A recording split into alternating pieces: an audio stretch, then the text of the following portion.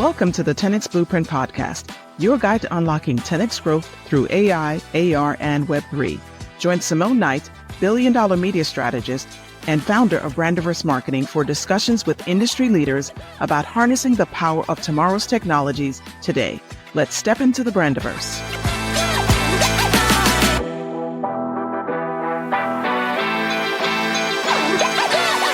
Hello, everyone, and welcome to the newest episode of the 10X Blueprint Podcast. Today, we have a doozy on our show. Today, we have Mr. Charles Neal. Charles, how are you doing? Simone Knight, how's it going? All's well, I mean. It's going great. It's going great. I'm so thrilled to have you on the show today. I've been looking forward to the discussion. There's so many cool things I want to talk with you about. But let me let everyone know who we have on today's show. So we have Mr. Charles Neal. He is president of the board of directors for the National Association of Multi-Ethnicity in Communications, otherwise known as NAMIC. So he is the president of the Atlanta region.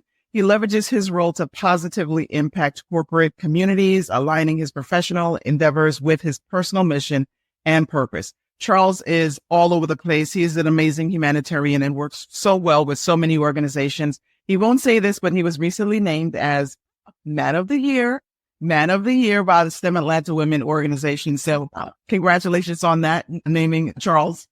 Thank you. I appreciate that. Thank you. Okay. Perfect. So in addition to his role as the president for the Atlanta chapter of NAMIC, he's currently serving as the assistant vice president at Genpact's media and telecom division. He's dedicated to spearheading the implementation of new technologies all over the world. So his work involves expanding portfolio of services for top-tier cable and communications companies globally, with a focus on enhancing operations through his expertise in communication, in media, data analytics, and digital transformation. And if all of that was not enough, let me just add one more thing that just makes Charles near and dear to my heart. He is a certified project management professional. You scared me for a second. Come on now. You know I have to mention this, of course, because you are certified PMP, or certified pimp, as I like to call it, and a Scrum Master. He also holds an electrical engineering degree from Oregon State University. He's the father and husband of two beautiful daughters. And so, Charles, welcome to the show today. Thank you for having me, Simone. I appreciate it. And congratulations. The podcast is going smoothly. I see. Thank you very much. I appreciate that. This is something near and dear to my heart because we would normally have these sorts of conversations around dinner or drinks or at an event. And I thought, why not bring these conversations to a larger audience and let them see a window into what people like us who are working with global corporations, seeing what's happening at the forefront, seeing where actually global corporations are not moving fast enough and really understand what's coming. So today, the conversation is about the work that you do have with these global corporations in telecom and cable, and what you're seeing in terms of AI and how they're implementing AI. What are the biggest opportunities you see in AI today? So that is what we're talking about in this discussion. Listen, let's get at it. Let's get at it. Okay. So before we get at it, I want to just lay a little groundwork. Right now, I'm doing a blog series on iconic brands. And these are brands that really have helped to define our pop culture and really leverage our pop culture. And it's a question as to who's coming first, right? The chicken or the egg? Are they defining pop culture? Is pop culture really sort of helping define these brands? But I'm talking about brands that have been around 50, 60, 100 years, Coca-Cola, Nike, brands like that, the Rolling Stones. And I'd love to understand from your perspective, what's your favorite iconic brand? So you know me, the rebel in me says, let me change it a little from favorite to intriguing. Oh, can I call them an icon? Not yet. Wait, you have to sort of look at it through a different paradigm, right? Twitter. What? When do you mean at Twitter? Do you mean at? You know, they look, Elon Musk can say X, but when you go in and you're sitting now looking at any major media outlet, they're like Twitter X, but it's always Twitter in my heart. When somebody says in my heart, it's right. I mean, and I'm not going to go too far on the rail on this. I don't even have a Twitter account. Let's be clear. And I'm saying, because I would get addicted. Could you imagine me on Twitter? And, right? I get a lot of people who send me this stuff, right? But seriously, I remember, and it wasn't too long ago, and I don't remember names, so forgive me, but there was a leader of a country who was out having a press briefing, and then something happened and they felt like they didn't get their due. And this wasn't Donald Trump, right? And that leader ran to Twitter. So he put a tweet out saying, hey, this is what I really meant. Imagine you run a country and you said, I don't think my voice was heard well enough. And the first place you go is to your followers on Twitter. That told me everything that I had to know. That's a platform that's used globally by leaders, by presidents of countries, by every blasted organization under the sun. And that even I said, hey, to a couple of people in my organization, hey, we need to think about getting on the Twitter account. Oh, I don't follow that. It's so polarizing that you can't even get a decision on whether you should or you shouldn't, but you do read the tweets and you do forward the things out that says, this is what the conversation is. And these are the people who are having it. And this is the platform that they're using. So no, I'm not endorsing it per se, but I am saying that it is a relevant platform for pop culture in this day and age. If you go and look at the top Twitter influencers and you look at the name, that is all of pop. It is all of leadership in the world globally. And so I think it has a place in our society for the foreseeable future. Well, that is interesting. And I don't disagree. Whether you love Twitter or hate it, it definitely has solidified its place in our culture, and it has given voice to the people, quote unquote, and whether that is good or bad. Because I think one of the reservations I have about Twitter is that it's almost like the wild, wild west of social media, in my opinion, because you have a lot of people that are hiding behind the internet. Now, granted, I'm not going to single out Twitter because there's a lot of platforms that have that, right? But at the same time, I think because Twitter has become a place of discourse, this is where you're having a conversation generally about news, right? So when you take up the personalities of the most popular social media platform, I would say that it's this. Facebook is about, look at this thing that is happening, right? Look at this thing that I'm doing. Instagram is about, look at me over here doing this thing. And Twitter is about, let's talk about this. Look at them. So it's become this place where you're having a lot of back and forth conversation and you having random people sort of chime in. It's almost as if you're sitting at a restaurant having lunch, Charles, and random people walk by and chime into your conversation. Hurling insults. Right now, we're in NBA playoffs. You can't go to a timeout, a commercial break, without seeing the list of tweets coming up on the side from players and fans, etc., on what just happened 2 minutes ago, 2 seconds ago. Absolutely. It is part of the fabric. Will it be here 5, 10 years from now? Who knows? Maybe it'll evolve into something different, a different form. And then when he puts the payment rails on this thing, oh, come on now. Now you're talking about you can send money back and forth along with having a conversation. We don't even understand yet. Chess and checkers. Since I'm talking about iconic brands, I got to get on my soapbox about the fact that he rebranded Twitter with the letter X, his favorite letter. I'm just like, you basically threw away one of the most iconic logos. Do you think that it'll come back? I think there's a reemergence of it at a certain point in time. Who knows what? I don't know if it's from him. I don't think it's from him. He's obsessed with this letter X, and he has all the rights to be that way and name his company whatever he wants. But from a brand perspective, I think the rebrand was a mistake. Okay. Do you get an X or do you get a tweet? You get a tweet. That's exactly right. Right? This is one of those rare moments where the brand actually aligns with what you're actually doing, right? That's one of those rare moments when the brand supersedes what the management is trying to do with it. Yeah. That's how the brand is saying, I'm not dying. But you know what? Okay, I'm going to give it to you. That means that it is an iconic brand, right? That means that it is an iconic brand. It did not pass the 50-year-old threshold. However, the brand itself has taken over and has become a part of our culture. It has superseded what was originally planned by even the people who created it, and it's now taken on a status of its own. So let me share with you the 7 characteristics that I see that iconic brands have utilized to become this fabric of our lives, really, right? So number 1, authenticity. They are authentic and they stay true to their core values, their belief, and they resonate with our emotions, right? As people.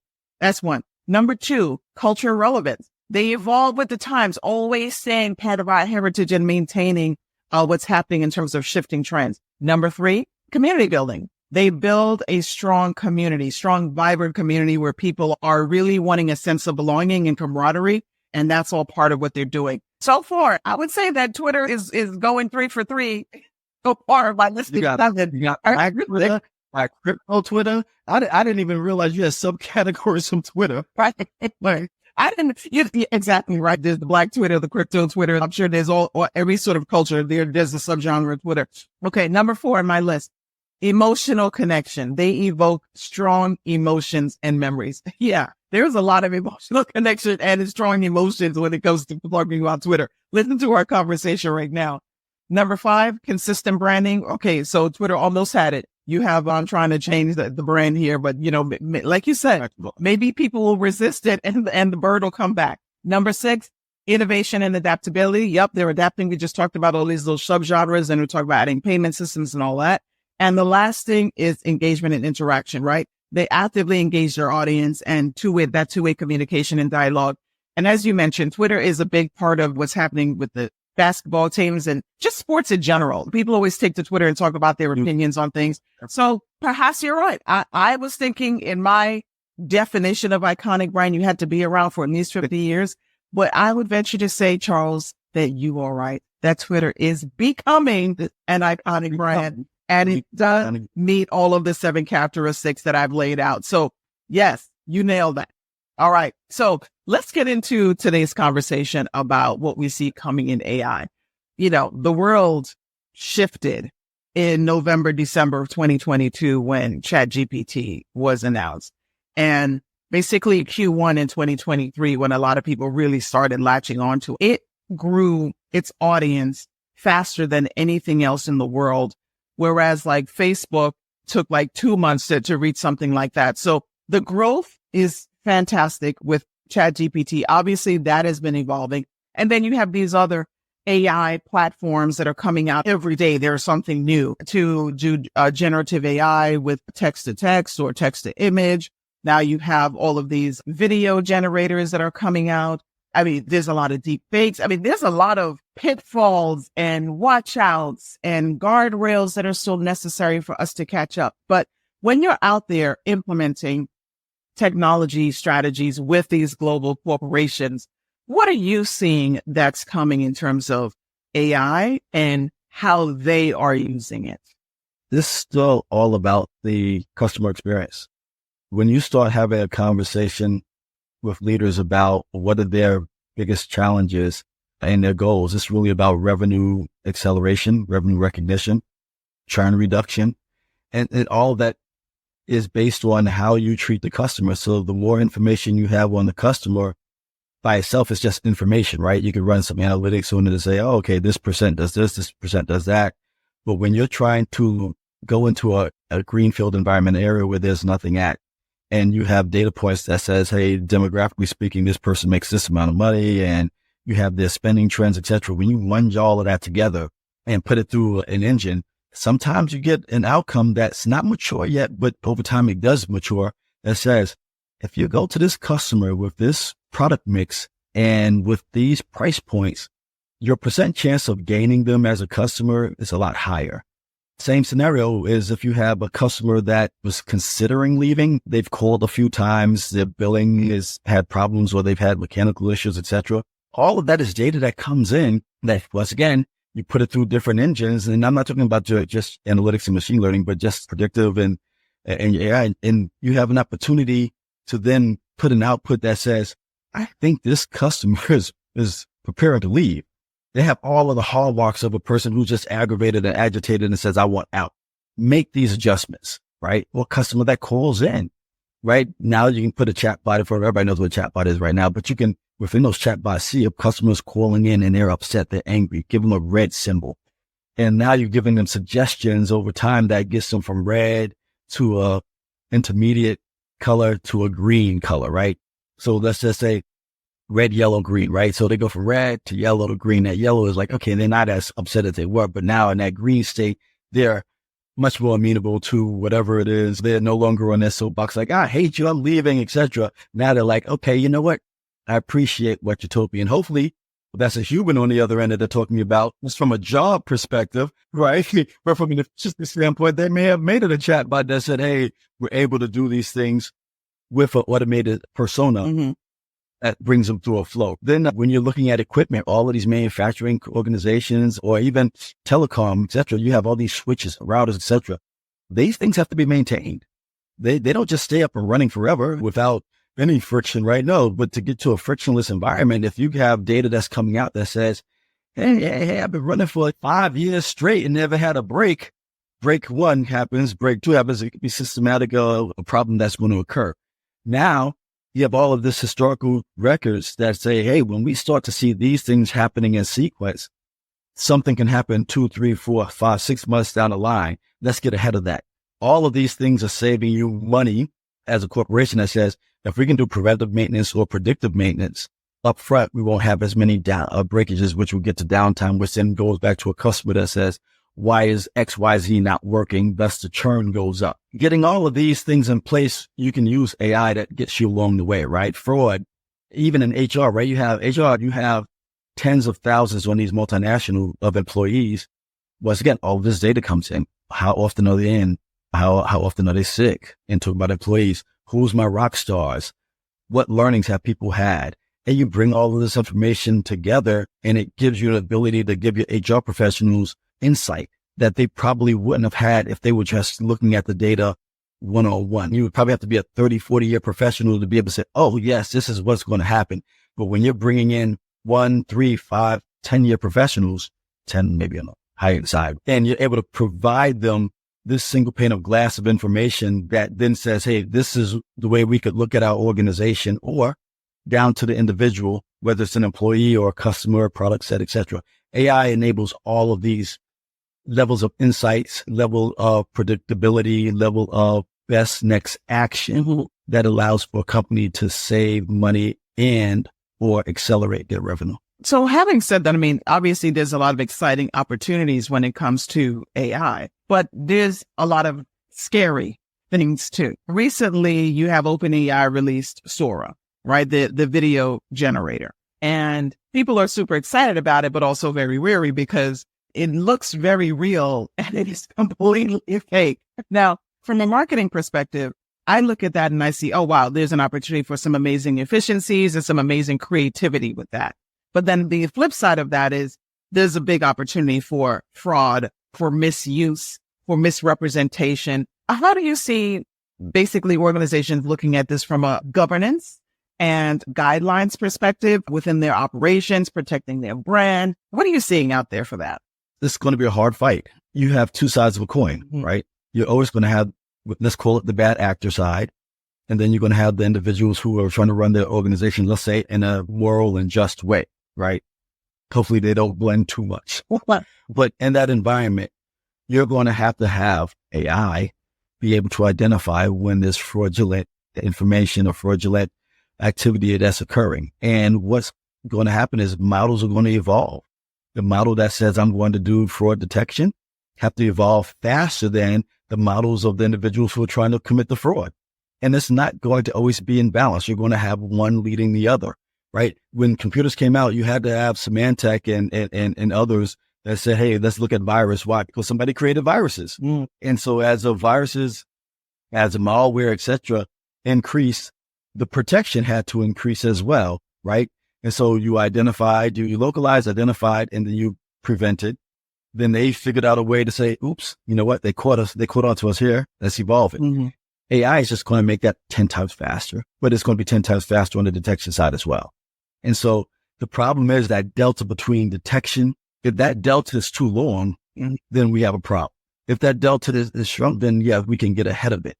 But you brought up a great point, right? When you start looking at how corporations are utilizing rendering technology, right? It was Sora when they came out and they had the 3 dogs and then they had the people walking in Japan and all of these different things. Hell, I mean, look, once again, it's basketball season. You have different things on Instagram where it's LeBron talking about his teammates or somebody saying something and you hear the voice is accurate, but you can sort of tell. But the problem is that they get better and better and better. And these are 5 to jumps where they're looking like, what's that? And they're like, oh, that's the AI. But now you can't tell what's real or fake. So you have to almost verify everything. You can't walk around saying, oh, I saw such and such say XYZ and believe it. No, you got to press pause for a second and look and see, where's that real? Where's my verifiable sources, right? We had companies lose billions because there were articles or images put out that said such and such happened. Yeah.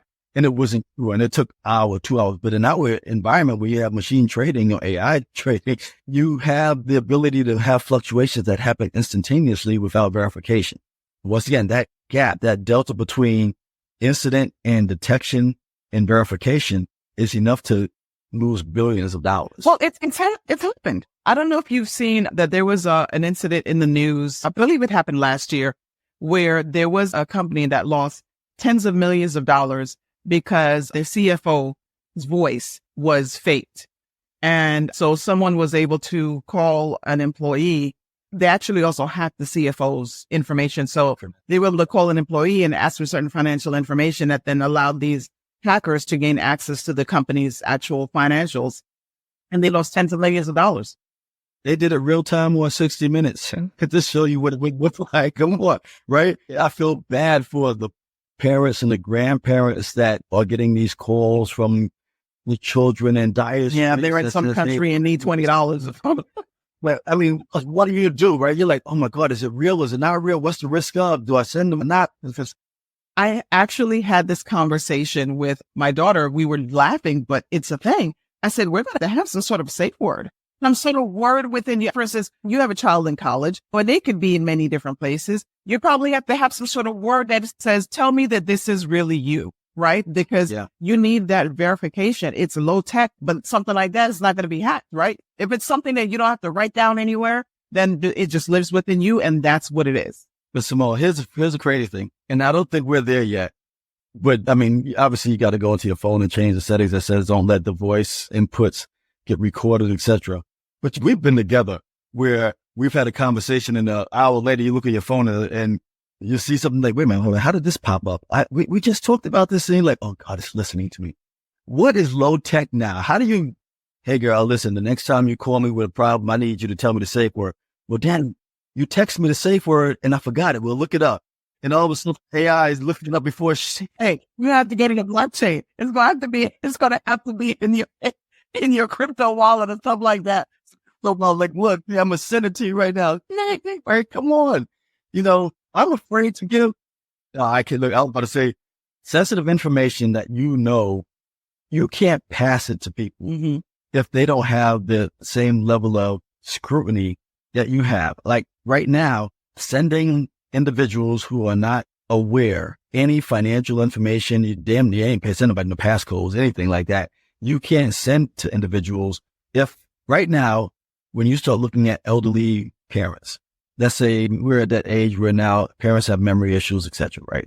And you want to send things to individuals, if they have the ability to be compromised and they have your information, that means you also have the ability to be compromised. And so we have to start thinking a little bigger, a little longer term than where we are today, because we're in an environment where the technology is so good that you will get taken advantage of in an instant.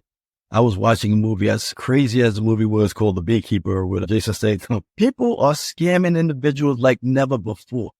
And that to me is the big component of where I get nervous and say, for all of technology's advancements, you have to have individuals, some smart, knowledgeable individuals who are on the side and make it a crusade of being ahead of the nefarious actions. Because once again, if that side is winning for a longer period of time, it has consequences to not just you as an individual, but to us as an ecosystem, right? I'm not even worried about will the AI become sentient and all this other. Well, we got God knows how long before you get there. I'm just worried about is an idiot putting machine guns on their drone and sending it up someplace with different logic to do certain things. You know, it's just stupid stuff that you look at and say, that's serious, right? I mean, you can train, something on anything. You can train a bot on anything for the most part. And if you just give it, ridiculous actions and send something out and say, if you see something, have this action and that action has negative consequences,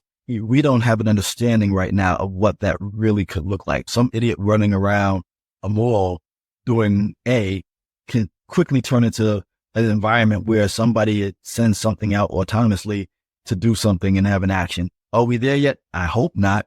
Are we close? I'm pretty sure we're closer than people think we are. Well, the sad thing is that society, there's going to be bad actors, right? That it's been that way literally since the beginning of the human race. And I don't foresee that that's going to change. But as we were talking about before, it's the guardrails that society decides is necessary for whatever this new technology is. And I'm with you. I hope that we can catch up and make it happen really soon.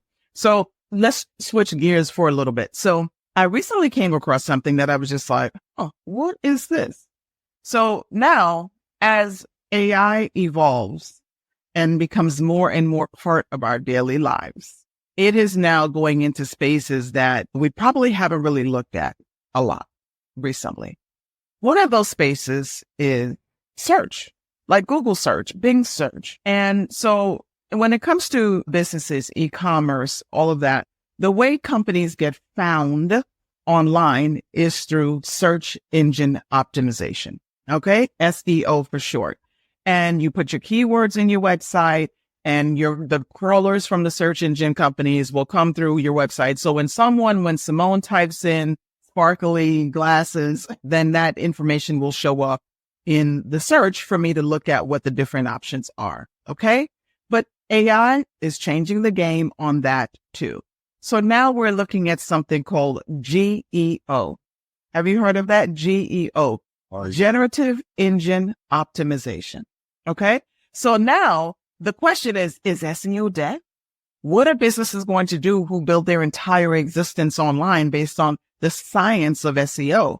Now, what GEO is that the search engine, when you put in a search query, it goes through and it combs all of the known existing information and comes back with the results, including the generative information, to come back and gives you a better result, more video instead of text, all of that. So my question is, okay, now, what does that mean in terms of how we as companies manage our web presence, the content on our websites, and how we produce content? What are your thoughts?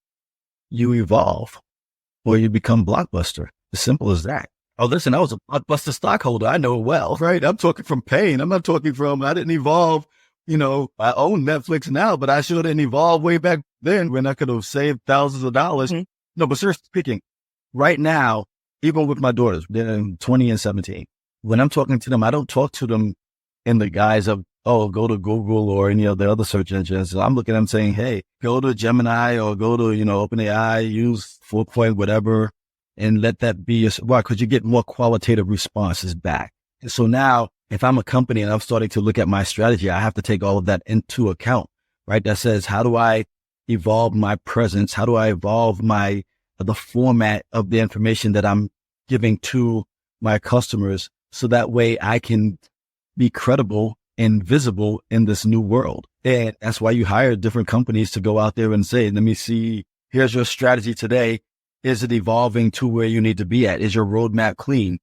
Right. And if it's not, and you have this delta, then you have to make that delta up quick, because we've all seen that companies who embrace, different than countries who embrace technology, maybe not the first edition, they may put dip the toe in on the initial tech, but you better be in there on version 2, 3, 4, or 5, because if you're not, you get first, second mover adoption, and those adoption curves can be very steep, very exponential in nature, where you're thinking, oh, I have a couple of cycles here. Where's the camera? I have a couple of cycles here. It's linear. This is my curve, 5, 10%. No, you're getting adoption curve. Like, what did you say? 1 billion in how long? It was like a month. It was ridiculous. Ridiculous. Now, and think about it. Right now, I'm not trying to tangent too much, but right now, if they look at energy consumption, the energy consumption globally is risen. They thought it was through the crypto, which I'm pretty sure they had that as well.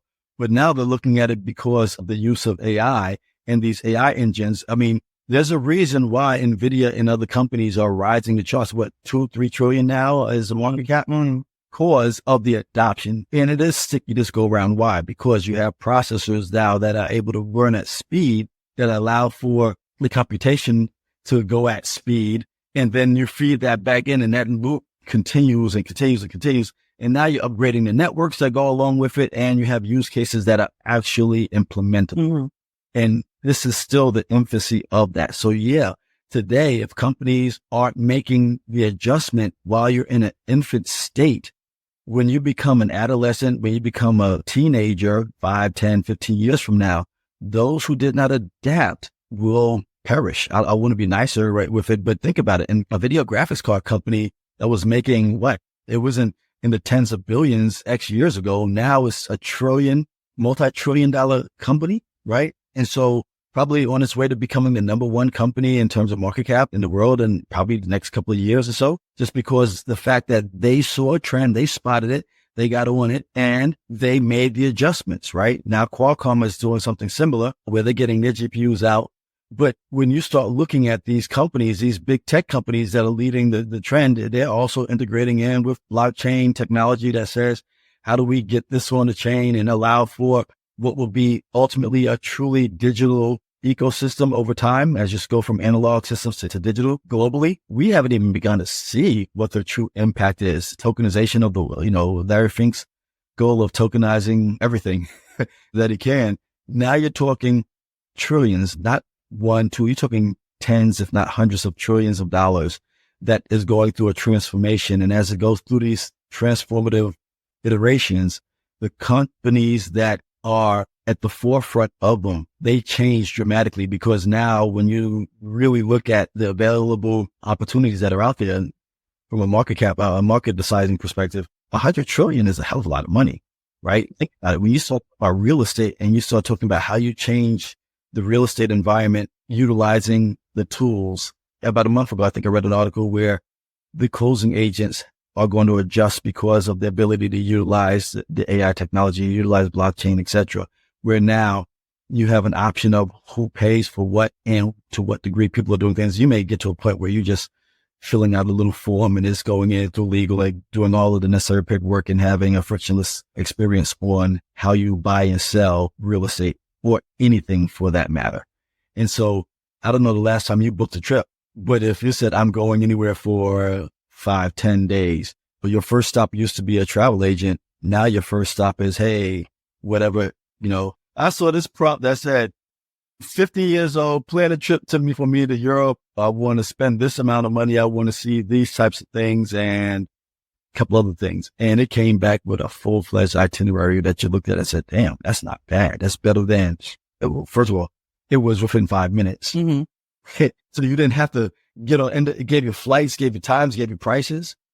The world has changed. The world as we know it has changed. I recently presented at my daughter's middle school career day. So I was presenting on marketing, digital marketing, and artificial intelligence. I also included information on the Metaverse and augmented reality.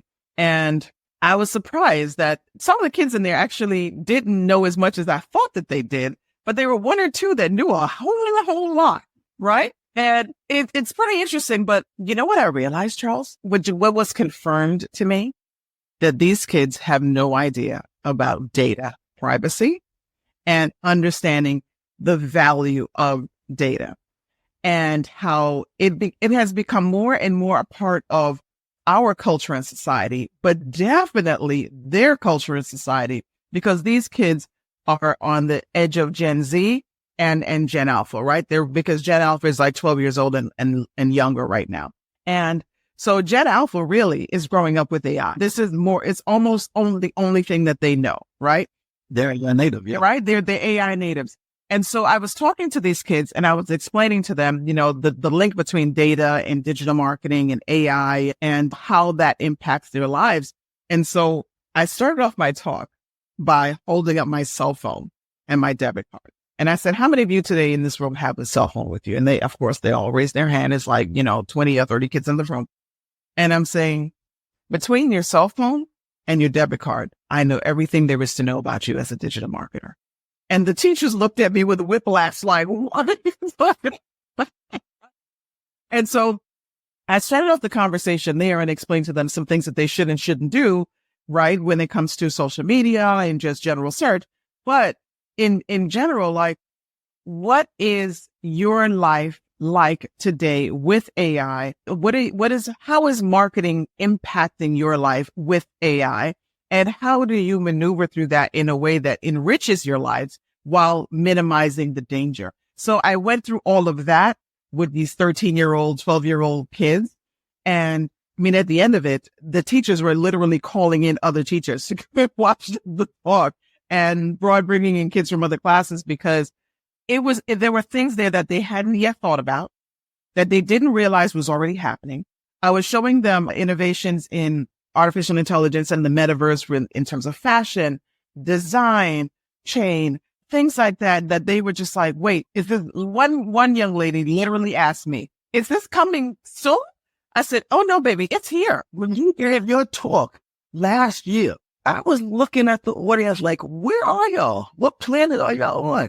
Everybody, I mean, come on, Simone, about 60% of the people, 70% of the people in that audience had no clue about what you were delivering. And I'm looking like, oh, we are in trouble. And these are people who were in marketing or media in some way or shape or form, working for major global media companies. So that was last fall. And you're right. They were floored by some of the things that I was showing them when it comes to AI and the metaverse and augmented reality and so forth. I'm actually talking right now to a tourism organization in your state, in Georgia. And so one of the things that I'm talking to them about is bringing immersive, interactive technology to their tourism marketing strategy. And they're looking at me like, what do you? First thing first, my next pair of glasses, because I'm 2 years in, is not going to be just a regular pair of glasses. I will pay extra $200. I can go a lot, to make it an AR glasses. Just so everybody know, they'll be like, Charles, really? Yes. My next set of glasses, they're fashion forward enough right now. I don't care about all of that stuff. They're fashion forward enough right now that they will sit up there and they will be an AR glasses. I'm talking about something like the Ray. I'm not trying to promote, but the Ray-Bans, whatever, with the cameras in the front, and they have search, voice search, picture, blah, blah, blah, blah, blah, right? I'm looking at a video yesterday. Somebody was in another country visiting and they, hey, company, hey, prompt, what does that sign say? Oh, it says blah, blah, blah. It was in another language. Instant translation? What? I'm about, these are all software upgrades, right? And so all you're doing is pushing code to get a firmware upgrade. When you start looking at it and saying, how much is that? What is that? Tell me a little bit more about that. And it's giving you and you're not on your phone. Yes, I'm lazy. I don't want to go to my phone and have to look it up. And what I'm saying is that somebody says, but that's what your phone's for. No, the phone is for me talk, right? Now, if I'm walking up, like, take this picture, click off what I'm looking at. Oh, hey, do this search or such a blank. Tell me about this. Really? Can I tell you one of the use cases that I'm looking forward to with my AR glasses? And you're absolutely right that now the AR glasses are starting to look like regular glasses, right? So you don't really realize the difference. And that is most certainly where we're headed. One of the things that I was saying to the kids is that, and I was wearing my glasses, I said soon, because I did show them a video of AR glasses in life. And I think it was the same video I had shared with you guys at the conference when I was speaking about AI. They couldn't believe it. I said, yeah, the glasses are going to look just like the glasses you have on your face right now. And that'll be it. But one of the use cases that I am looking forward to, you're going to laugh, is to be able to look at someone and have my glasses tell me their name. That is still part of the human condition where we can't remember names. But you know what? I can legitimately think about it. Between Salesforce and LinkedIn and Instagram, Facebook, right? Just on those four, you'll probably hit 80% of the populace, right? Because, everybody puts this stuff off. You may not get the real, there's going to be things about, first of all, LinkedIn, they got the picture there. Right? They tell you who they are, what they do, all that other stuff. Salesforce, you integrate that in. Hey, depending on what company you work for, last time you spoke to such other information, right? Facebook, now you're getting down to birthdays and, who the kid is, huh? And Instagram, what did they do yesterday? Or 5 minutes, right? And so if I'm product at any of those companies, I am trying to figure out how do I get into that data, right? And put a shared revenue model together that says, hey, my God. That could be the evolution of search.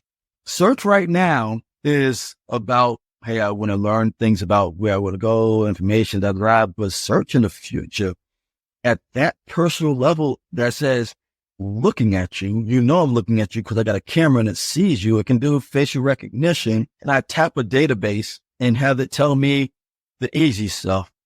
that is not outside of the facial recognition component of it, right? The legalities of it. That's not a hard. No, because the data is already out there.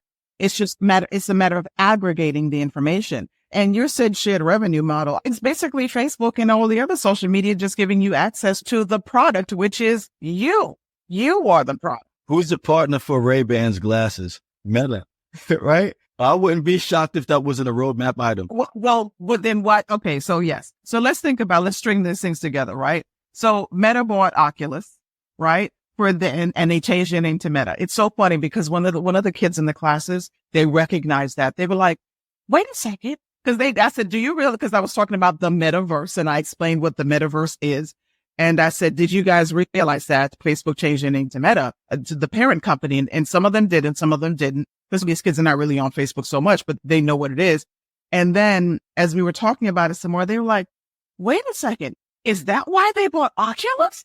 And it's like, yeah, we thought that's exactly why they bought Oculus.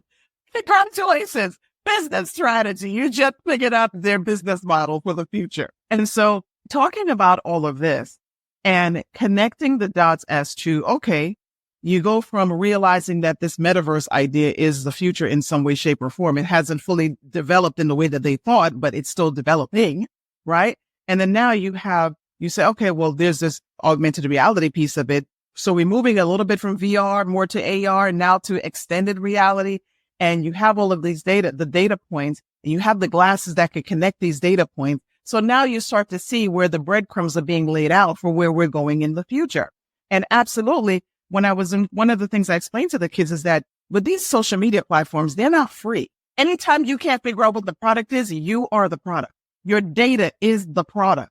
So when you're giving up all this information for free, these organizations are then part of their business model is to sell it back to advertisers like me so that we can provide the services and products that you are more likely to want and buy, right? So in this case, access to personal information, or when I should say personal, I mean more like a characteristic information about people will be that product. And that information is already out there. Who the relatives are, how old somebody is, what high school they went to, the car that they bought, where they went on vacation, because all of their family photos are up there. You know, all of these little pieces of data points are there. Simone, I'm stuck on Oculus. They were trying VR. For me, with my X versions of that I have, I was happy each version, Mm-hmm. right? You know, I'm able to do things and those who aren't on, they just don't understand the joy that you have within those. And sometimes I have to put it down. I have to disconnect because you get so immersed in certain worlds, right? Play golf, or you're down in some dungeon somewhere, or you're going after you just get so immersed that it just becomes addictive. And so you got to put it down at times, right? Because no different than they're using AI to figure out what's the most addicting games out there? What are the characteristics of it? And how do I 2.0 it, right? AR is, people thought it would be AR, VR, but it's really VR, AR, right? Where VR probably led, they had the immersion. Now AR says, how do I interact with the real world? Well, they have a pyramid exhibit at some place where you put the glasses on now and you walking through the exhibit and you swear you're in a freaking pyramid. I see people crawling on the floor to get underneath. I'm like, you can walk straight, but I get it. You're immersed. You're fully immersed. Right, you're immersed, right? You have enough different storefronts that are coming in that have games where you say, hey, here's a group, team building activities, etc. Those still VR, but even on the AR side, I just saw something earlier where somebody was looking at their arm and they were looking at it through not even goggles, a set of glasses, and they can see the bones. I saw that video, and it was like surgery. It was like taking the layers of the skin apart. Yes. Layers of skin, but it was AR, not VR at that time. There are leaps and advances that are going to be taking place in there as you start to say, putting it all back together again with AI, hey, help me design a fabrication process that, you know, NVIDIA had to redesign their fabrication. I don't know if it was their fab, but it was the way they designed their circuit board to get more semiconductors on. I'm pretty sure they use AI to help in that, to get them past the blockages of our computational skill set. And so now you're putting that AI to help design, to help in the software coding, et cetera, on the SDLC cycle. And so now you're just getting advances and speeding things up. And so what you're going to have in those, in this case, glasses, right, which is nothing more than another medium because we're looking at each other on a screen, We could be on the phone. We could be on a screen. Now we're getting personalized to a glasses instead of glasses, right? And so when you have it, you talked about, I can see your life through your phone and through your card. Now you have something that's sitting on the front of your face as you're walking. Mm-hmm. It can see what you're doing, period. I mean, that's also, it's scary and it's also exhausting.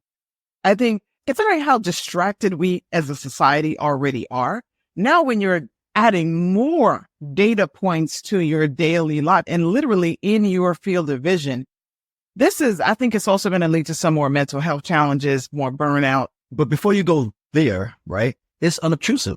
It's frictionless. Let's be clear. I'm not a proponent of walking with this thing turned on and da-da-da-da.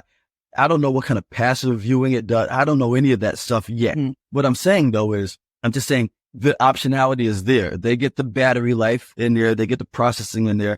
Literally, as you're walking, people can capture your waking visual moments without you doing anything, right? That's a lot of data collecting, etc., that you never had before.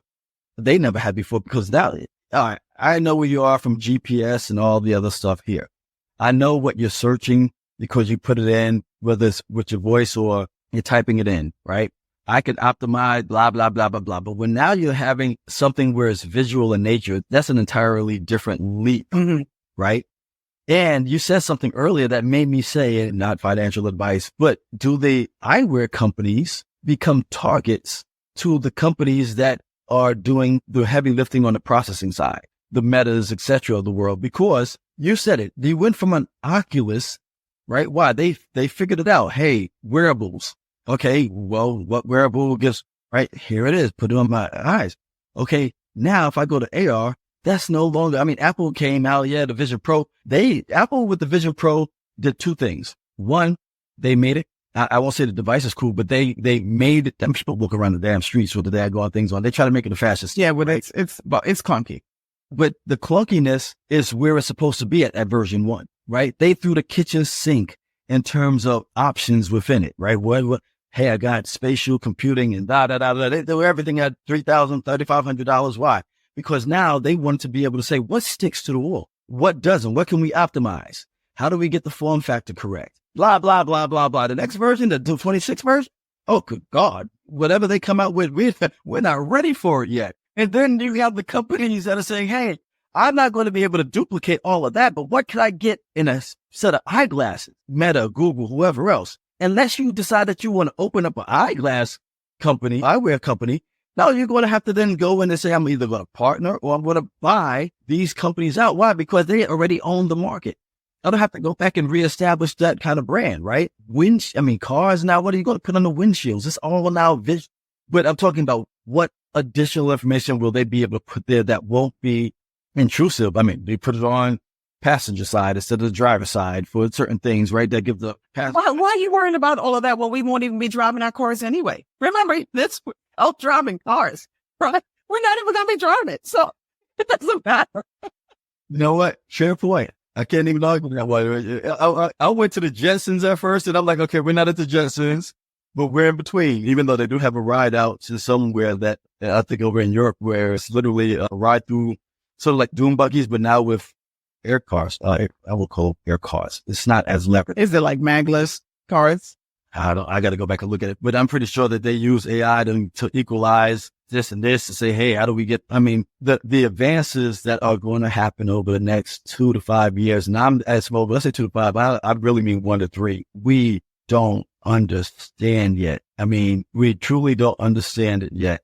And, right now when you start looking at the digital divide and you start talking about, they had to start, the government, I don't want to say they pulled back, but the Connectivity Act is changing in nature, right? And so now you're going to have a divide. Some people are like, oh, who cares about all of that stuff? And I'm like, ooh, you're missing it. Right now, you're having conversations about having access for millions of people to have connectivity to the internet. Click on a keyboard or whatever device in your home. And I'm all the way on the other side of that line that says now you have internet connectivity on your eyewear, whether it's sunglasses or, and so internet connectivity is internet connectivity, right? If I can verbally say through speech to text, find something, search for something, AI, give me something, take a picture, I have access to things that's more than just my brain power on my face.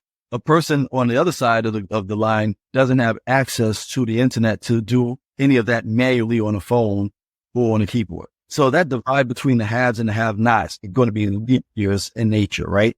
Where unfortunately, I don't know a path that closes it. Some people who are in that line of business, hopefully they are informative enough or informed enough to be able to sort of mitigate that risk. But, two things on that. One, I know what side I'm going to be on. I'm going to have the tech. I don't know all of the use cases yet. There are use cases and unintended consequences, both positive and negative for all of it. You just said it earlier. We looked and said mental health issues, etc. All of these things are fair game for that next phase. I mean, I don't know when this is going to actually air, but I'll be at IEEE. I'll be at IEEE award ceremony on Thursday and Friday of this week, whenever it airs, forgive me. And these are going to be the smartest people in the world, all clustered together. So, and yet, one of the last meetings, I saw the father of the internet was there. I was like, oh, damn. Last year on Vint Cerf, right? And they're the two co-creators of. And so I met Vint this time around. I'm going to meet Bob, Dr. Khan. And so sitting in that room, I'm going to ask those questions. Hey, guys, gals, ladies, where are we? And that's my accent. Our brain almost exploded. But I'm coming back home this time for, hey, what about this? What about that? What do you see with Web3? Yeah, in fact, that's a panel I'll be hosting is basically the evolution of networks, right? And so being able to find out where they see the future of the networks and how they're going to go bandwidth, expansion, all the other things, it's going to be key and very interesting. But I'll say that there's a lot of very smart and intelligent people in the world with varying disciplines. And, those who they didn't give up on AI, put it to the forefront. They kept at it. It's sticking now to corporate. It's sticking now to us for personal consumption. I mean, personal assistance, health and fitness, entertainment, how we do our finances, how we learn, how we talked about the travel portion of it, how we shop. It's everywhere. It's part of our fabric now. There's no going back. The genie is out of the bottle. Right. So on that note, Charles, I want to wrap up today and say thank you for your insight, your futuristic view of what's happening, and the thought of how we challenge ourselves to think differently in this new space and think about what's coming ahead of us over these next few years. It impacts our daily lives at home, our daily lives at work, like you said, how we learn, how we interact with each other. And the future is most certainly unwritten. So thank you so much for joining us today on the 10X Blueprint podcast. People, if you want to connect with Charles and see what he's up to, you can follow him at Charles Neal on LinkedIn. And again, you can, if you're in the Atlanta area, he's also president at the National Association of Multi-Ethnicity in Communications at NAMIC, Atlanta chapter president. So check them out. They have some amazing events always happening, always on the move. And you should definitely be a part of that if you can. So thanks again, everyone, for joining us. Until next week. Thank you for joining us on the 10X Blueprint podcast. If you found today's episode inspiring and want to stay ahead of the curve on the latest trends in AI, AR, and Web3, be sure to subscribe to our podcast and follow us on LinkedIn and YouTube at Brandiverse Marketing. Together, we'll unlock the blueprint for 10X growth. Don't miss out on our next episode, and until then, onward and upward.